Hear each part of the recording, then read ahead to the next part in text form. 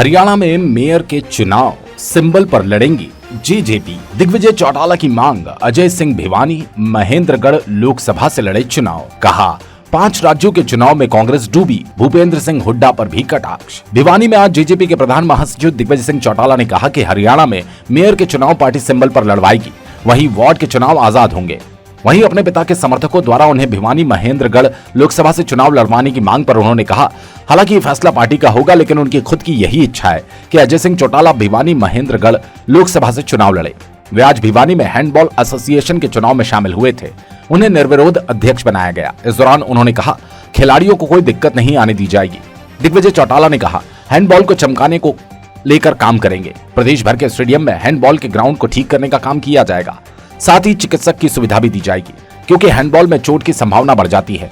वहीं दिग्विजय से 5 राज्यों में हुए चुनावी रिजल्ट के बारे में पूछा गया तो उन्होंने कहा, 4 राज्यों में भाजपा की फिर से वापसी हुई। वहीं पंजाब में आम आदमी पार्टी ने अपनी सरकार बनाई और कांग्रेस का जहाज पूर्ण रूप से डूब गया। उन्होंने कहा, आम आदमी पार्टी को कांग्रेस का पूरा वोट शिफ्ट हुआ। पत्रकार वार्ता के दौरान दिग्विजय ने कहा, हरियाणा में कांग्रेस का कोई भविष्य नहीं। वहीं पड़ोसी जिले के पूर्व मुख्यमंत्री पर कटाक्ष करते हुए दिग्विजय ने कहा, पंजाब का हाल देखकर कई नई पार्टी का सपना संजाने वाले अब घर बैठने का काम करेंगे।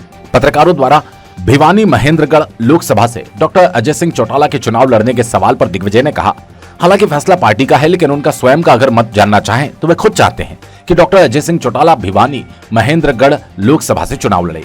वहीं भिवानी के विकास के बारे में मुद्दे पर बोलते हुए दिग्विजय ने कहा, उप मुख्यमंत्री दुष्यंत चौटाला ने भिवानी वासियों से ये वायदा किया कि भिवानी को उद्योग के मामले में कोई ना कोई सौगात अवश्य मिलेगी। दुष्यंत चौटाला आज भी इसी बात पर अटल है और भिवानी को कोई ना कोई बड़ी सौगात अवश्य मिलेगी, जिससे उनके 75% हरियाणा के युवाओं को नौकरी देने के वायदे को पंख लगेंगे तथा युवाओं के बेरोजगार होने की खाई को भरा जा सकेगा। भिवानी से सोमवीर शर्मा की report. Haryana state handball association की ओर से जो प्रेस कॉन्फ्रेंस ऑर्गेनाइज की, उसमें पधारे सभी गणमान्य पत्रकार साथियों, इलेक्ट्रॉनिक मीडिया, प्रिंट मीडिया के साथियों, जैसा कि आप सभी को अंदाजा है कि आज की जो प्रेस कॉन्फ्रेंस है वो 10 तारीख के चुनाव के विषय को लेकर के है। लंबे समय से हरियाणा हैंडबॉल एसोसिएशन को लेकर के इस बात की कश्मकश थी कि कब चुनाव होंगे। फाइनली अदालत में जब इस मसले का हल हुआ, जो हमारे रिटर्निंग ऑफिसर हैं उन्होंने तारीख तय करी और उसके पश्चात ये इलेक्शन हुआ है। आज मैं पूरी एसोसिएशन के प्रत्येक मेंबर का, सभी वेटरन्स का, प्रत्यक्ष अप्रत्यक्ष तौर पर जुड़े सभी लोगों का इस बात के लिए आभारी हूं, धन्यवादी हूं, शुक्रिया अदा करता हूं कि एक स्पोर्ट्समैन होने के नाते हरियाणा के लाखों युवाओं के भविष्य को आगे बढ़ाने के लिए, उसे चमकाने के लिए, हैंडबॉल को एक्सेल कराने के लिए, हैंडबॉल को ऊंचाइयों तक ले जाने के लिए एक बड़ी जिम्मेवारी पूरी एसोसिएशन ने मेरे कंधों पर रखी है। मुझे प्रेसिडेंट नॉमिनेट किया है, मैं जहां आभारी हूं उस बात के लेकर के। वहीं आज के चुनाव में राममेर छिकारा जी को वाइस प्रेसिडेंट, श्री संदीप जी को जनरल सेक्रेटरी, श्री सुरेंद्र जी को जॉइंट सेक्रेटरी, श्री सुरेश अहलावत जी को ट्रेजरर, श्री परविंदर सिंह जी को एग्जीक्यूटिव मेंबर, श्री मोहन सिंह जी को एग्जीक्यूटिव मेंबर, श्री दिनेश कुमार जी को एग्जीक्यूटिव मेंबर, श्री विनोद कुमार जी को एग्जीक्यूटिव मेंबर, श्री सुखबीर सिंह जी को एग्जीक्यूटिव मेंबर नॉमिनेट किया गया है या इलेक्ट किया गया है।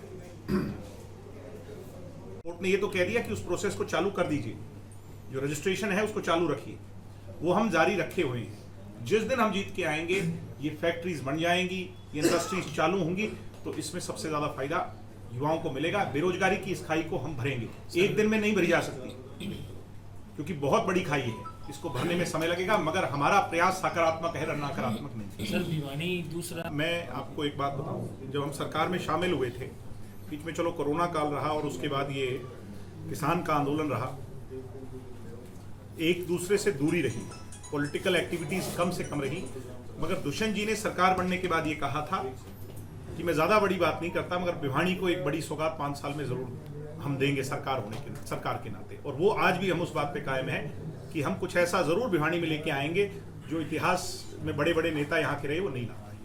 एक नगर निकाय चुनाव की बात निकल आती है आमतौर। हमने ये देखो, ये परसेप्शन चेंज हो गई। आज शहर के लोग, हर वर्ग के लोग, चाहे अगड़ा हो, पिछड़ा हो और पढ़ा लिखा तबका विशेष तौर पर, वो दुष्यंत जी की तरफ एक फ्यूचरिस्टिक, एक एजुकेटेड, एक लिटरेट आदमी के तौर पर देखता है। और गांव के साथ साथ शहर में भी उतना ही जनसमर्थन दुष्यंत जी के पक्ष में आज मिल रहा है। हमारी पार्टी जहां जहां चुनाव लड़ी उसके रिजल्ट्स निकाल करके देखिए, उनमें ये चीज आपको नजर आएगी। और हम आपको हैरानी होगी कि पंचकुला के अंदर हमारा प्रदर्शन कैसा रहा। जो सीटें हमें मिली, हम जीत के आए, ये कोई छोटी बात नहीं है। पंचकुला जैसे शहर में जहां जब इनेलो में थे हमें वोट नहीं मिलते थे, कुछ 2-3-4 हज़ार तक सीमित हो जाते थे, वहां हम अच्छा प्रदर्शन करके आए। और निकाय में भी हम अच्छा प्रदर्शन करके आए। ये जो चुनाव है इसके लिए पूरी तरह तैयार हैं।